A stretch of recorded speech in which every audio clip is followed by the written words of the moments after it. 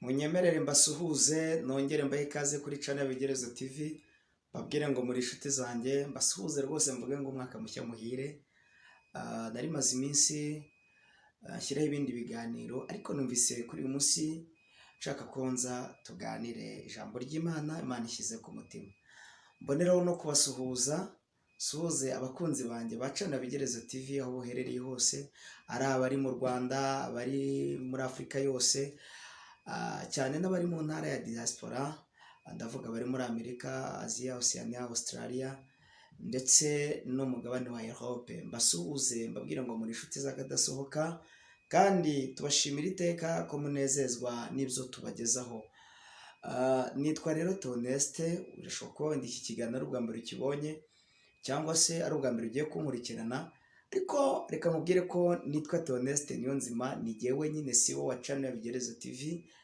Hanyuma kandi intego z'iyi channel ni ukugira ngo tubwire abantu b'Imana, ineza y'Imana, imbaraga z'ijambo ry'Imana, hanyuma tunababwire ngo Uwiteka abafitiye urukundo, aracyagukunda Yesu. Reka ntangire senga Imana tuganire ijambo ry'Imana, kandi nifuriza abanyarwanda aho bari hose mbabwire ngo umunsi mwiza w'intwari.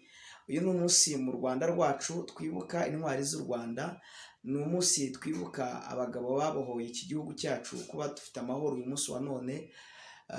Hari abantu babize ibyuya, hari abagabo bamennye n'amaraso ku bw'igihugu, ku bwacu twebwe abanyarwanda. Amahoro dufite uyu munsi wa none hari abo tubikesha. Imana iha umugisha izi ntwari zose z'u Rwanda, ari abatabarutse n'abariho none, Imana ibaha umugisha. Reka dusenge rero, dushimira Imana yo ikomeje kudurinda, kandi tunayisabe ngo dufashe muri uyu mwanya ijambo ry'Imana. Mwami Yesu, Imana ishobora byose, Imana urukundo, Imana ikiranuka, Imana itabeshya, Imana umva gusenga kwacu, Imana iri ahirengeye. Se umwami wacu Yesu, turagushimira ko wabanye natwe mu byagiye bitambuka, wabaye intwari nawe mwami, wagize ikintu gikomeye ubwo warwanaga na Satani ukamwambura imfunguzo ugakingura ibituro by'abera. Hari abantu babonye agakiza, niko Pawulo yandikiye Abefeso arababwira ngo namwe yarabazuye abamwari bapfuye bazize ibyaha n'ibicumuro byanyu. Turagushimira ko wagiye ku musaraba ukabamba tukabamburwa, wakoze ikintu gikomeye Yesu, nawe turagushimiye. Hanyuma rero muri aka kanya ndagusabye ngo umwuka wera mbeho, imbaraga z'Imana zibe kuri jyewe. Umuntu wese ugiye gukurikira ijambo ryawe ndasenze kugira ngo ahindurwe naryo mu izina rya Yesu, amen. Amunyemerere kameramani, nawe ndagushuhuje aho uri inyuma kamera, kandi Imana iguhe umugisha rwose kuba waje kumfasha kugira ngo ibiganiro bigende neza. Imana iguhe umugisha kameramani. Yego cyane. Ndashaka ko tuganira n'abantu b'Imana ijambo numva Imana ishyize ku mutima, riri muri Matayo, ubutumwa bwiza uko bwanditswe na Matayo, igice cyaho cya 26 umurongo wa 31. Dusome ijambo ry'Imana, igice cya 26 muri Matayo umurongo wa 31. Bibiliya iravuze ngo Yesu ahanura ko Petero ari bumwihakane gatatu. Maze Yesu arababwira ati, mwebwe mwese iri joro ibyanjye birabahemuza, kuko byanditswe ngo nzakubita umwungeri umukumbi w'intama usandare, ariko nimara kuzurwa nzababanziriza kujya i Galilaya. Maze Petero aramusubiza ati, nubwo bose ibyawe biri bubagushe, njyeweho ntabwo bizangusha. Yesu aramubwira ati, ndakubwira ukuri yuko muri iri joro inkoko itari bubike uri bunyihakane, itarabika uri bunyihakane gatatu.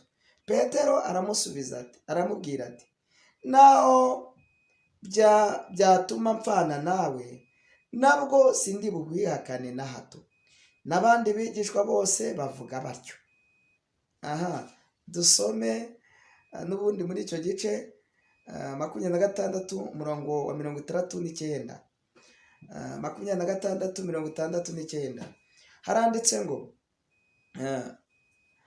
ubwo Petero yari yicaye hanze mu rugo, umuja aramwegera aramubwira ati, nawe uri kumwe na Yesu w'umunyagalilaya? Maze abihakanira imbere ya bose ati, ibyo uvuze sinzi ibyo ari byo. Arasohoka ageze mu bikingi by'amarembo, undi muja aramubona abwira abahari ati, n'uyu yari kumwe na Yesu w'i Nazareti.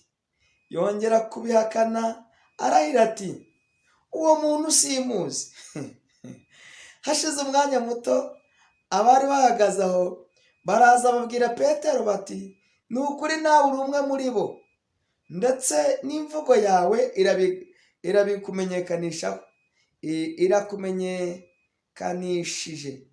Maze atangira kwivuma no kurahira ati, uwo muntu simuzi. Muri ako kanya inkoko irabika. Petero yibuka ijambo Yesu yavuze ati, inkoko itarabika uri bunyihakane gatatu. Arasohoka ararira cyane. Imana idutabare.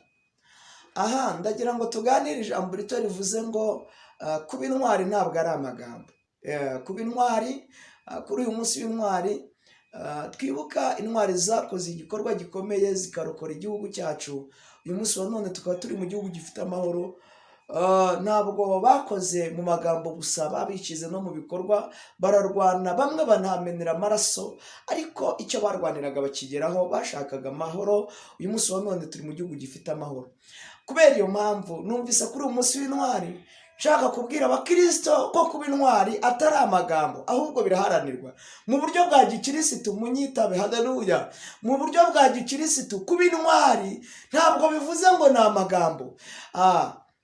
Uyu mugabo bita Petero yari umwe mu bigishwa ba Yesu, kandi Bibiliya igaragaza ko Petero yatorokaga mu muryango wa Zeroti, yavukaga mu muryango w'abantu barwanisha inkota, kandi yahoranaga na Yesu iruhande ya Yesu. Uyu Petero ni umwe mu bigishwa ba Yesu, ariko yari n'inkoramutima ya Yesu, akaba n'intyoza mu kuvuga. Rero yabaga afite ibikonfidensi by'uko nta muntu ushobora kumurwanya ngo amutsinde, ndetse n'uwarwanya umwami we ashobora kumurwanirira akamutsindira. Aha, munyitabe, haleluya. Ndumva mfashijwe n'iri jambo. Petero agera igihe biba ngombwa ko Yesu aza gufatwa, ariko kandi Yesu atarafatwa yari yarababwiye ko igihe kizagera umwana w'umuntu akagambanirwa. Yesu ubwo yajyaga aca imigani akavuga ngo igihe kirenda gusohora ngo umwana w'umuntu ashyirwe mu maboko y'abanyabyaha, cyangwa se agambanirwe. Ntibumvaga ibyo ashaka kuvuga. Yarashatse gusobanura ko igihe kigiye kugera akazafatwa. Rimwe Yesu yicaza abigishwa, abaha igaburo ngo bya Pasika barasangira, ngo ariko uko basangiraga ngo avuga ijambo rikomeye, arababwira ngo umwe muri mwe azangambanira.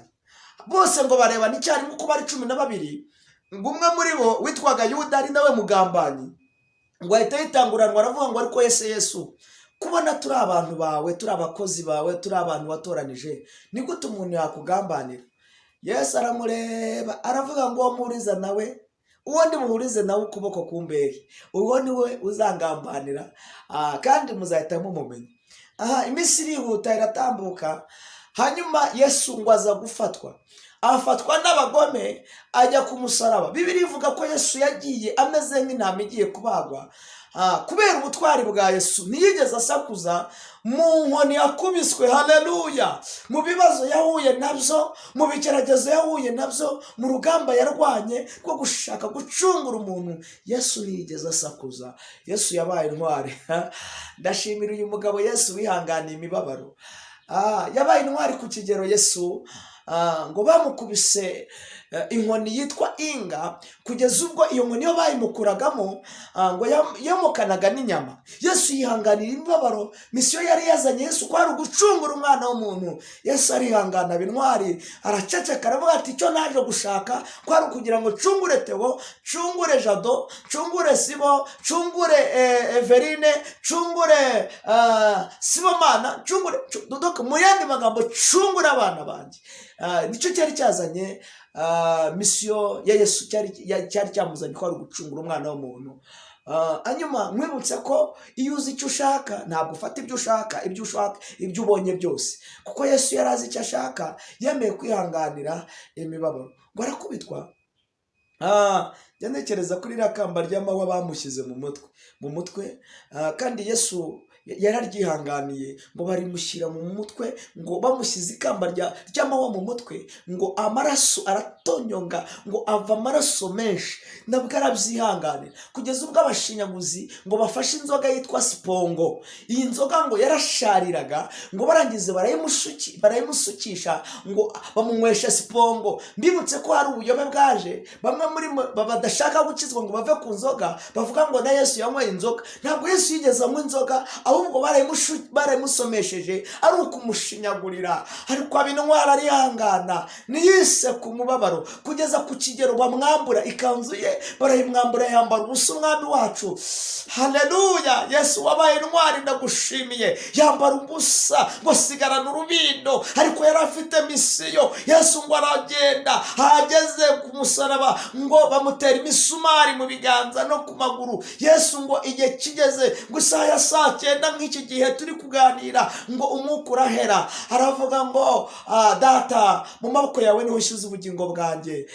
Hanyuma ngo umwuka urahera, ngo Yesu ngo amaze gutanga nk'umwami, haba ibitangaza nashaka kuvuga bigaragaza ko Yesu intwari y'isi, intwari yaje gucungura isi, yari maze gutanga. Hanyuma rero hari ikintu cyaryoheye muri urupfu rwa Yesu. Satani we yari azi ko amunesheje, yiyeze yamutega mu gashyamba kitwa Getsimani, ngo Yesu ari gusenga, ngo yaramaze iminsi 40 n'amajoro 40 ari gusenga. Ngo hanyuma Satani aramusanga, aramugenderera, ngo amusanga mu ishyamba, ngo aramubwira ngo nimba uri umwana w'umuntu, n'ubu uri umwana w'Imana, ngo fata mu ibuye urihindure umutsima urye. Yesu ngo anesheshe ijambo rivuga ngo handitswe ngo umwana w'umuntu ntatungwa n'umutsima gusa. Anizere ko mumurikiye. Umwana w'umuntu ntatungwa n'umutsima gusa, ahubwo amagambo ava mu kanwa k'Uwiteka niyamutunga. Icya kabiri, Satani aramugerageza, ukomeje kwihuta, usanga Bibiliya ivuga ngo arongera ngo amutega ikindi gihe. Satani yari atekereje ko azamutegera ku musaraba. Hanyuma Yesu mwibutse ko atigeze aba ikigwari. Ndaza gusoza mvuga ku bigwari, kandi nawe uraza gusanga uherereye. Nimba uri intwari ya Yesu, nimba uri ikigwari, nabwo uraza gusanga uherereye. Kandi Imana iturinde kuba ibigwari. Imana ishimwe. Yesu ngo amaze gutanga ahita akomeza akazi.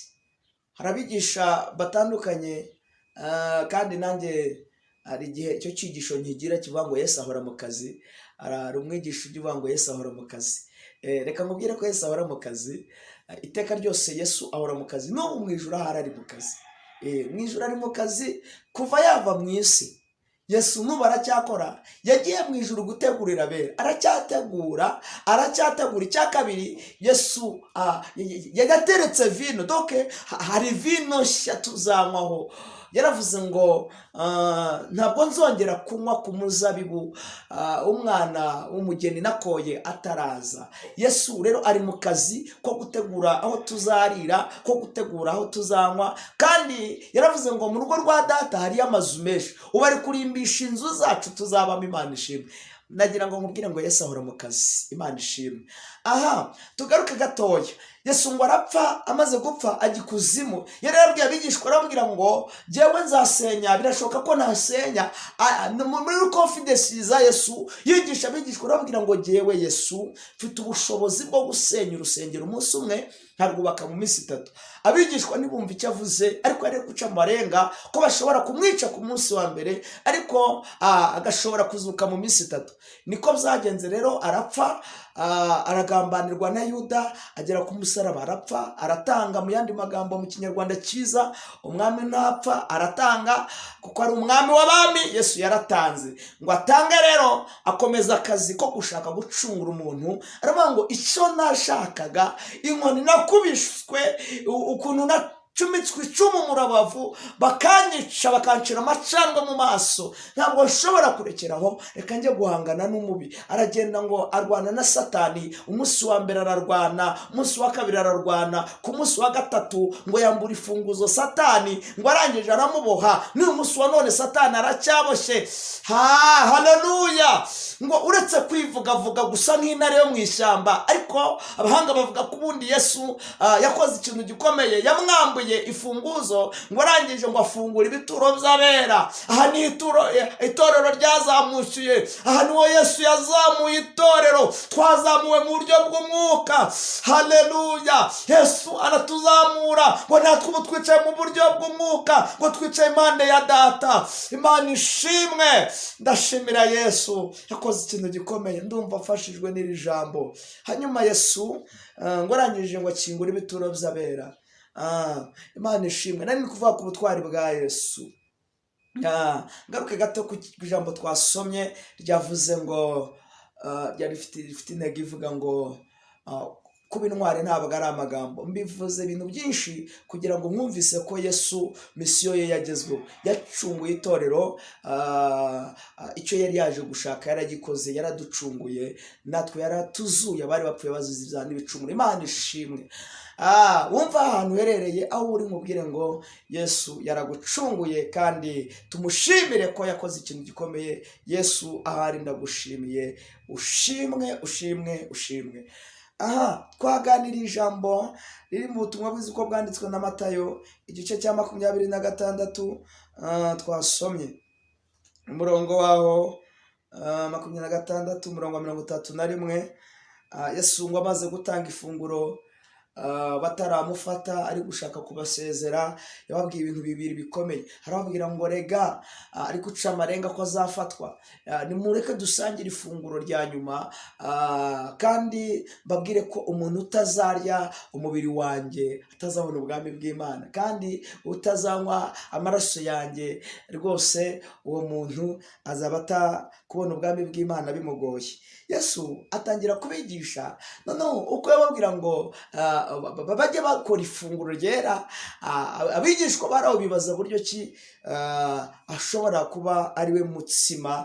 Ariko Bibiliya ivuga mu rwandiko rwayo, ubutumwa bwiza uko bwanditswe na Yohana, ntekereza ari igice cya 6, umurongo wa 66, menya ariho hari amagambo akomeye. Imana nishimwe. Amagambo avuga ngo bamwe mu bigishwa guhereye ubwo basubira inyuma, kubera ko yari atangiye kubabwira ibintu bikomeye. Ibyo tubyibore tubirenge gatoya, tuvuge ahubwo yicaranye n'abigishwa ari kubabwira ko igihe cye cyenda kugera ngo afatwe agambanirwe mu maboko y'abanyabyaha. Iyo nyoze bita Petero arababwira ngo ni ukuri, ndababwira ukuri yuko mwese bamwe muri mwe muzanyihakana. Yesu avuze ko bazamwihakana. Uwitwaga Petero aritangurana, abaravuze ngo Yesu ni ukuri kw'Imana, ni ukuri pe, shingiye ko nagukunze, shingiye ko twagendanye igihe kirekire, shingiye ko watugabura imitsima ugatubura amafi tukakubona, cye sinshobora, shingiye ko wangaburiye, shingiye ko wanyubakiye urugo, shingiye kuri ibi n'ibi, ntabwo njye nakwihakana. Reka mvuge ijambo rikomeye mwene data, nuhagaze yirinde atagwa. Ntabwo inzira ari inzira yo gukiniramo, ntabwo inzira yoroshye. Nuhagaze yirinde atagwa, uru rugamba ni rworoshye. Nimba uyu munsi wa none wasenze ukumva uri mu mwuka, ejo ntiwabimenya. Saba imbaraga z'Imana igushoboze. Nimba wumva ufite imbaraga ziyera, aka kanya ukaba uri mu mwuka, ukaba wuzuye ijambo, saba Imana ikukomereze muri uwo mujyo, kuko nuhagaze yirinde atagwa, kuko uru rugendo rurakomeye. Petero yumvaga atashobora kuzihakana Yesu, ariko ngo igihe kigeze, Petero ngo bafate Yesu, akora inkota akura inkota mu rwubati atemye umwe mu bagizi ba nabi bari kurwanya Yesu, ngo amuteme ugutwi. Yesu ngo ahita afata kwa gutwi kwa muntu ngo agushyiraho akomekaho, ahita ahindukira Petero aramubwira ngo Petero, fata inkota yawe isubize mu rwubati. Iki ntabwo ari igihe cyo kurwanisha inkota, ahubwo ni igihe cyo kurwana mu buryo bw'umwuka. Petero hanyuma arakomeza baragenda. Imana nishimwe. Hano twasomye Yesu ngo maze Yesu arababwira ati mwebwe mwese iri joro ibyanjye birabahemuza, kuko byanditswe ngo nzakubita umwungeri umukumbi w'intama usandare, ariko nimara kuzurwa nzabanziriza i Galilaya. Maze Petero ariho dusomye aramusubiza ati nubwo bose ibyaha biri bubagushe, njyewe ntabwo bizangusha. Petero, yewe Petero we, ibya Yesu biragusha. Yesu yigeze yabwira Yohana ngo ari mu gihe gikomeye ngo acingiranwe mu nzu y'imbohe, kandi Yohana niwe wabatije Yesu, yaranamwiboneye. Hanyuma ngo igihe kiragera hari akarengane k'intumwa, ngo intumwa zimwe bazishyira mu nzu y'imbohe, uwitwa Yohana baramukingirana, ngo bamucingiranye mu gihome, ngo atangira kuribwa n'umunyururu, hanyuma ngo atangiye kuribwa n'ishene. Ishene ni ukugufunga cyangwa se muri gereza, ngo atangiye kumva gereza imuriye, ngo yandika inzandiko, kuko yajyaga yumva amakuru y'uko Yesu ari gukora ibintu by'ibitangaza hanze. Yandika urwandiko abantu arababwira ngo muzagende mumbarize uwo mugabo ari gukora ibitangaza, mumubaze ngo ariko se Yesu ni we Kristo cyangwa dutegereze undi uzaza, kubera ubuzima Yohana yari arimo akingira mu nzu y'imbohe. Hanyuma Yesu nawe ngo aramusubiza, amwandikira urwandiko rukomeye, aramubwira ngo mugende mubwire Yohana, mumubwire ngo yewe Yohana we, hahirwa uw'ibyanjye bitazagusha, mugende mumumbwirire. Nibyo, imbohe zirabohorwa, ibipfamatwi birumva ubutumwa bwiza, ndetse ndi gukora ibitangaza, n'impumyi zirahumuka. Ariko Yohana umenye iki? Aravuga ngo hahirwa uw'ibyanjye bitazagusha. Mwibutse ko Imana ishimwe, umuntu wese yava akagera, nubona byeri kunaniye, ukabona ushoboye kwikiranukaho, ukabona ushoboye gukiranuka ku busambanyi, ushoboye gukiranuka byose ukabikiranukaho, ariko hari ikigutegereje. Ibya Yesu byo ntabwo uzabicika. Ibya Yesu biragusha, bisaba kwihangana. Birashoboka ko umuntu wakwihana ibintu byose akabyihana, ariko ibigeragezo bya Yesu, igipimo cya Yesu azana ku bantu benshi kirabagusha. Habwira Yohana arababwira ngo hahirwa ibyanjye bitazagusha. Abakristo benshi barakiranuka, ariko iyo Yesu azanibye, ibya Yesu biragusha. Ntabwo ndi kubigisha inyigisho zo kubayobya, ahubwo ndagira ngo mubwize ukuri, mubwire ko ibya Yesu bigusha. Nawe yarabivuze, haravuga ngo Petero we, Yesu aramubwira ati ndakubwira ukuri yuko muri iri joro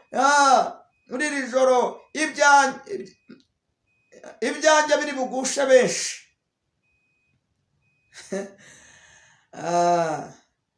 Petero amusubiza ngo ariko nubwo abandi byabagusha, njye ntabwo byangusha. Petero yumva ko afite confidence, yumva ko ari umuntu wakijijwe kera, adashobora guhura n'ibigeragezo, adashobora. Hanyuma Yesu yaravuze ngo nzabagerageza. Ikindi nagenera abantu banjye ni ikihe uretse kubagerageza kugira ngo ndebe ko bankunda? Imana nishimwe. Hanyuma ngo igihe kiragera, baramufata Yesu, bamujyana ku musaraba. Babanza kumujyana kwa Keyafa, bamumanura, bamujyana kwa Pilato, bamuvana kwa Pilato, baramujyana. Yesu bamucunda ariko bamakubita hirya no hino, Yesu arihangana. Hanyuma rero ngo bamaze kumufata, uyu mwana w'umuhungu bita Petero aravuga ati kugira ngo banyiyicire ntabwo nabivamo, reka mwereke mukate.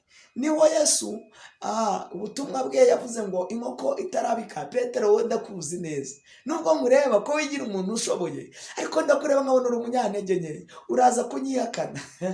Imana idufashe, nuhagaze yirinda atagwa.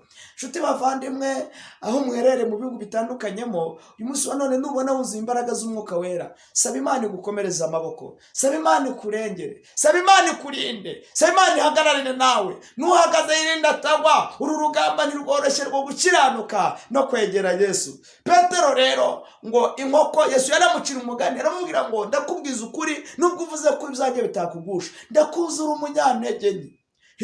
ushobora gukubitana n'umugore ukabura amusambanije, ushobora kugenda muri banki ukiba amafaranga kandi uri umukirisitu, ushobora kugera hariya warangiza ukica umuntu kuko ndakuzi uri umunyantege nke yewe Petero, ugakora icyaha cyo kwica. Ushobora kugera hariya ukiba, ushobora kugera hariya ugakora divorce ukihakana umugore wawe. Ibyo byose ni ibyaha mvuze birondorwa bigenda bigaragara kuri iyi si, bigaragaza abanyantege nkeya bari gushaka kwihakana Yesu. Kubera iki? Iyo umuntu akora icyaha bibutsa ko bari gukora kwihakana Yesu. Umuntu wese ukora ibyaha ntabwo ari uw'Imana ahubwo ni uwa shitani, kandi uba wamaze neza direct completely kwihakana Yesu. Umuntu yihakana Yesu ate? Igihe cyose umuntu adakora ibyo Imana ishaka cyangwa ishima aba ari kwihakana Imana. Imana ni gutabara. Munkurikire, nizere ko munyumva mwese abankurikiye. Haleluya, Imana ibaho umugisha. Bibiliya iravuze ngo igihe kiragera Yesu amaze gufatwa, ngo hari mu gicuku, hanyuma ngo abaja ngo umwoje umwango araza waca kuri Petero mu marembo, baramubwira ngo ariko ko nkureba nkabona uri nk'umurokore, ko kureba nkabona ntabwo ukwiye kujya mu marogi, ko nkureba nkabona ntabwo ukwiye kuba uri muri za sauna. Hari ibintu byateye abantu b'abarokore muri iki gihe rwose nabo babaye nk'abandi. Imana inyumve, ifashe nako munyumve neza. Ubundi umuntu w'umurokore ajya muri rogi ate? Umuntu w'umurokore afungura byera atakayiwa kandi akajya no kwigabura. Ni gute umuntu w'umurokore ajya muri za sauna bakirirwa Imana izambabarire, Imana izambabarire rwose, izafashe. Ngo hari inzoka ngo zaje ngo za mibe, ngo hari ibintu by'ibiyoga byaje byitwa ngo ibyuma, ngo umuntu anywa ngo inzoka igacurama. Nishaka izazamuka igere mu bwonko. Imana izanshoboze, ibi mbivugiye imbere ya kamera. Imana izambabarire, nzakomeza agakiza, ne kuzasebya umwami wanjye. Ibi ndabikubwira nanjye mbikusaba. Muntu w'Imana witwa ko wakijijwe, rwana ku gakiza wamenye, rwana ku gakiza, wikwihakana umwami wawe. Hari abantu benshi muri iki gihe cya none bari kwihakana Imana. Umuntu yihakana Imana utabisubiremo. Igihe cyose ukora ibyaha uba uri kwihakana Uwiteka, kandi Yesu nta kintu atagukoreye. Uwiteka dufashe. Hanyuma ngo Petero, ngo umuja aramubwira ngo usa nabo. Arangije aravuga ati reka da, urambeshyeye, njye ntabwo nsa na kiriya kigabo, ntabwo muzi. Atangira kumwihakana. Undi muja ngo araza, ngo bari bicaye aho ngaho, ngo aravuga ati ariko hari umuntu uvuga nka Yesu, n'imvugo ye iramugaragaza. Erega turamubona yagiye kwigabura, nuko asa nuko yambaye biragaragaza ko ari umurokore. Biragaragaza ko ari umurokore. Ubundi abarokore cyangwa abana b'Imana, niyo bagenda mu nzira ubona ko ari abakozi b'Imana.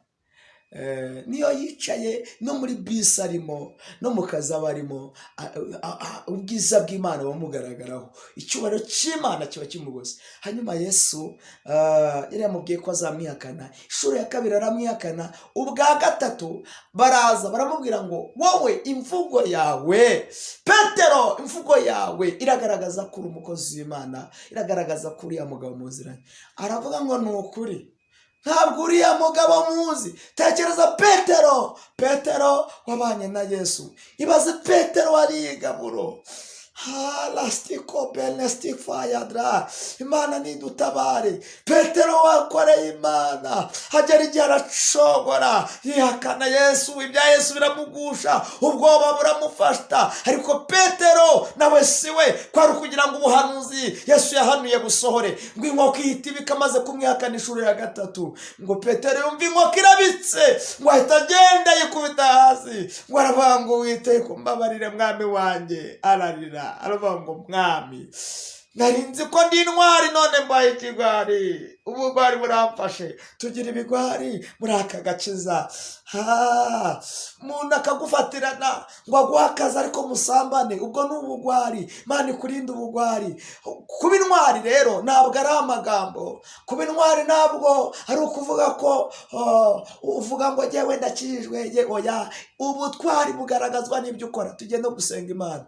Imana igufashe nuhagaze, irinda atagwa. Ndashaka gusengera. Ndashobora kuba wabaye ikigwari mu buryo bw'umwuka, kagera igihe ugacogora ukihakana Yesu. Ariko reka ngusabe aho uherereye, kubwire ngo Uwiteka nagushoboze, akongerera imbaraga. Imana ikurinde kuba ikigwari, ahubwo agushoboze. ndagira ngo usengere umuntu wari ufite intege nkeya mu buryo bw'umwuka, gusabira Uwiteka agushoboze gukiranuka. Yewe wari umurikiye kuri Bigerezo TV, Uwera Isirayeli agushoboze. Wirinde yaba abanyeshuri baba mu bigo by'amashuri, emwe n'abantu bakora akazi gatandukanye, yaba akazi ko mu ngo, ahantu hose uri mu kazi urimo, muri departement muherereyemo, mu kazi urimo kose, gerageza ube intwari. Bigusigira amafaranga ngo uyagavure, niwiba shobuja uzaba ubaye ikigwari, kandi Imana izakureba nabi, uzaba uri kwihakana umwami wawe. Shobuja nagusigira urugo rw'akarugucungisha, wikwataga umugore w'abandi, shobuja gusiza aho ngaho akwizeye, wiba ikigwari gushaka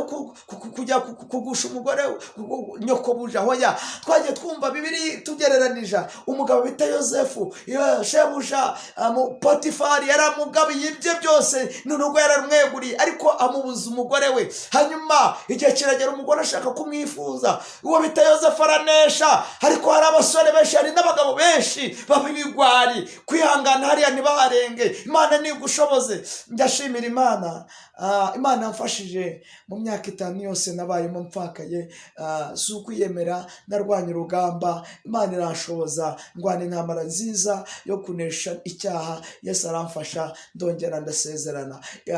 Kuba rero Imana yarandinze, sinjye mu bintu by'ibyaha, sinsebeye umwami wanjye, ntabwo ari jye wabyishoboje, ni Yesu wanshoboje. Imana igushoboze nawe. Dusenge. Mwami Yesu, iri ni ijambo ryawe, kandi ijambo ryawe rirera.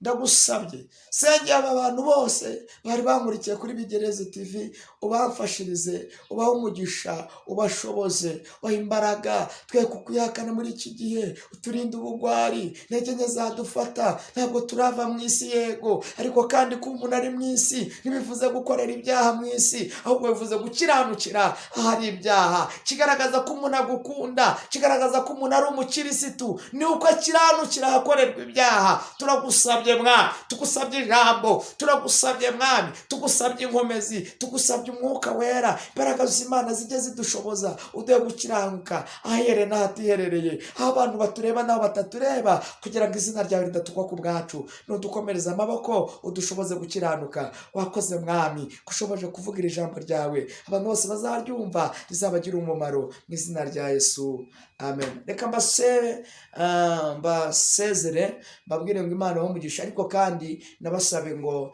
mumfashe ubutumwa mubugeze ku bantu benshi, unkoreye subscribe, share na comment, kandi Imana iguhe umugisha wari unkurikiranye. Reka mvuga ngo Astra Vista, Yesu aho umugisha, mukomeze mu butwari, kandi mwese Imana irabakunda, amen.